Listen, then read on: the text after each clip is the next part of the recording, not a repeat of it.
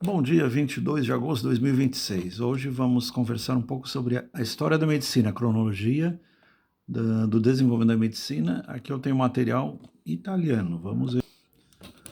Se eu pronunciar errado, alguém que entenda italiano que me corrija. História della medicina, cronologia delle scoperte medicine.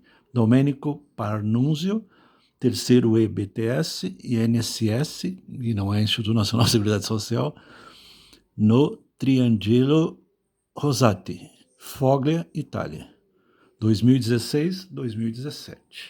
E ali temos o sino da medicina. O caduceu do Mercúrio, lembrando, é uma serpente, mas aqui representado pela Ibis, eu acho. Mas é um só e não dois. Dois é o comércio, porque muitas vezes eles confundem. Né?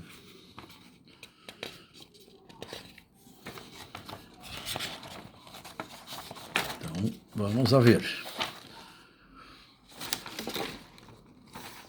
480 a.C., Hipócrates, o pai da medicina, usa o termo carcinoma para indicar tumor. Então, um termo bem antigo, né? Carcinoma.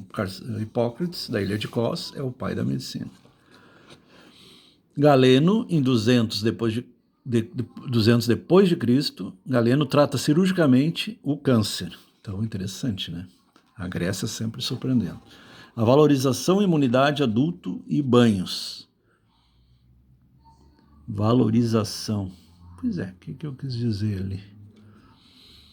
Carcinoma para indicar tumori. Galeno trata cirurgicamente e o cancro.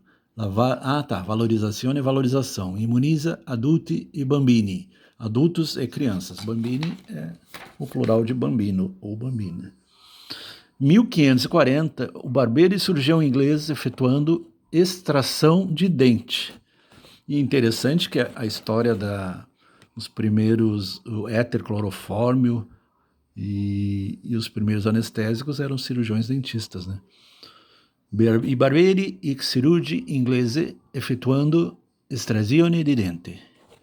Em 1818, prima transfusione de sangue tra essere umani. Então, a primeira transfusão de sangue para humano, 1818, bem antigo, né? E ele mostra a figura.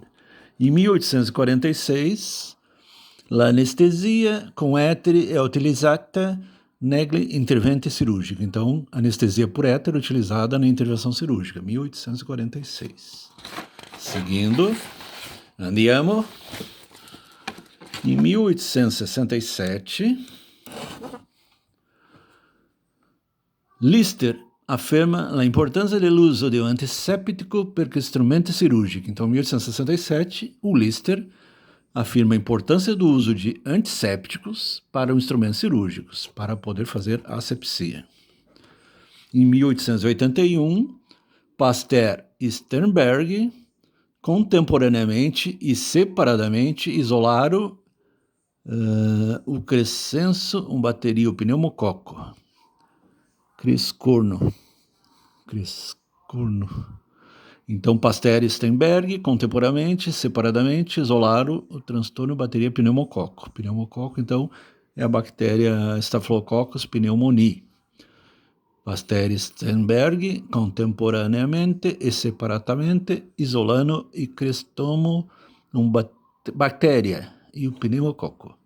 1889, descoberto o raio-x. Röntgen inventou raio-x. Então, raio-x. E ali mostra um anel, né? Um dedo. 1914, o sono, rifastiate e vacino contra a rábia, o tifo e o tétano. Então, vacina contra raiva, tifo e tétano, 1914. Então, 120 anos aproximadamente, né? Um pouquinho mais. Sono riaciate, emitida a vacina contra raiva, tifo e tétano. 1918, a influenza, a gripe espanhola, causa 50 milhões de mortes. E a gente sabe que 100 anos depois, esse aqui é o Covid-1, né? O Covid-2 não matou tanto quanto na gripe espanhola. Interessante que na época o tratamento era a quina, né? Da cloroquina, das polêmicas hidroxicloroquina. Hoje tem estudos provando que a hidroxicloroquina e a ivermectina conseguem combater o SARS-CoV-2, que é o da Covid-2, né? 100 anos depois. Então, há 100 anos já se usava a quina e a cloroquina. Em 1919, gás tóxico, foi utilizado durante a Primeira Guerra Mundial. Então, aí o laranja, aquele destruidor, dissolvente, gases usado para o lado negativo, né, que é a Primeira Guerra. 1928, então logo depois da Primeira Guerra, GLI, antibiótici reducono infeczione pós-operatória. Então, os antibióticos reduzindo a infecção pós-operatória. Então, há 99 anos, os primeiros antibióticos, se não me engano, é a penicilina e depois a tetraciclina na década de 30, reduzindo as infecções operatórias. Gli antibiotici reducono la infeczione pós-operatória.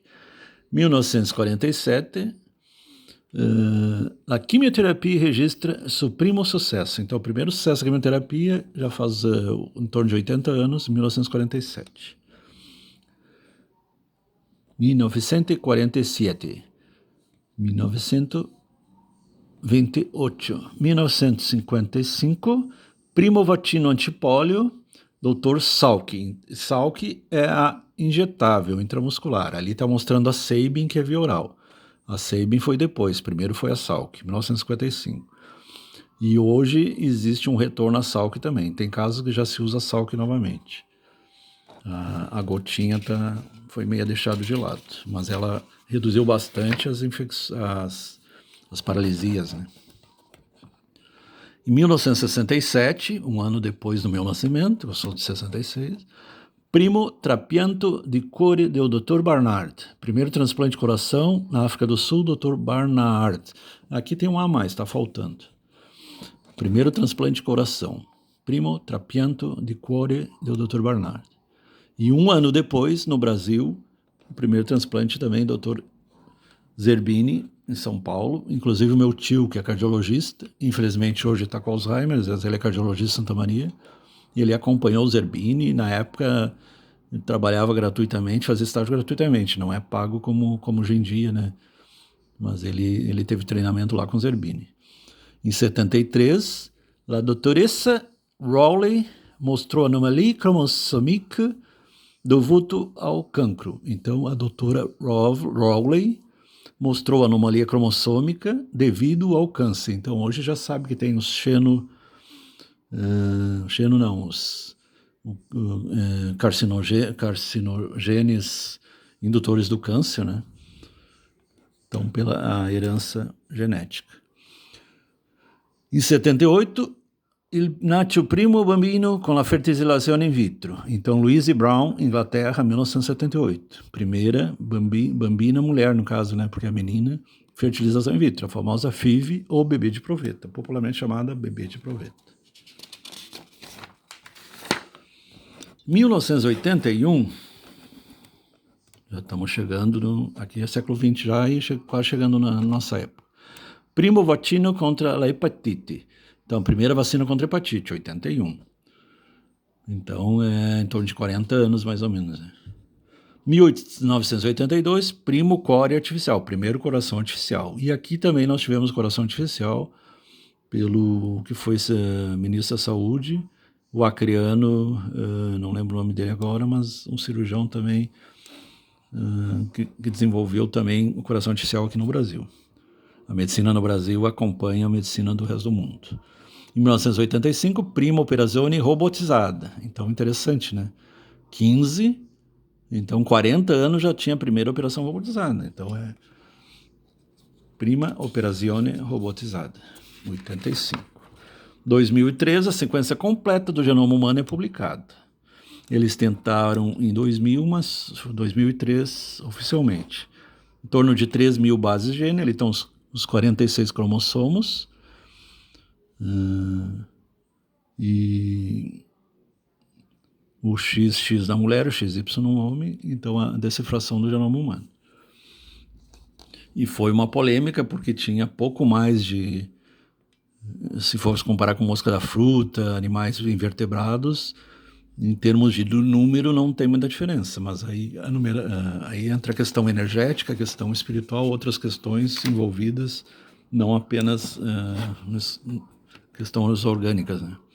Então a fonte é Imagine, trata de Google Wikipedia, aluno é Domenico Panunzio, terceiro E BTS, docente de anatomia e higiene, então a professora de anatomia e higiene, Gina Malgeri, IISS, é ISS, Notarangelo Rossati, Foggia, Itália.